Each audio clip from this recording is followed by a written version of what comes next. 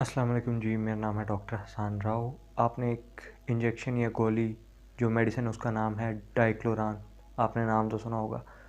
Recently जो FDA है, food and drug administration authority, उसने उसकी 100 मिलीग्राम की जो टैबलेट है वो बैन कर दी है।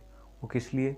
वो इसलिए कि जितने भी प्रिस्क्राइबर या डॉक्टर थे उसको सुबह शाम या सुबह दोपहर शाम दे देते थे, जिसकी वजह से उसकी 100 मिलीग्राम अगर टैबलेट है तो 3 टाइम ली जाए तो 300 मिलीग्राम 300 मिलीग्राम डोज बन जाती थी। उसकी बैन करने की वजह जो एफडीए ने उसे बैन किया है वो ये है कि वो किडनी इम्पेयरमेंट, किडनी डिजीज़, ये किडनी फेलियर काज करती है, मतलब आपके गुर्दों को बहुत ज़्यादा नुकसान पहुंचाती है।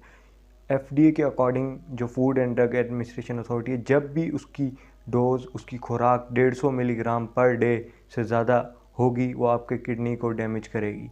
इसलिए डाइक्लोरान अगर आप ले भी रहे हैं तो एक गोली जो 100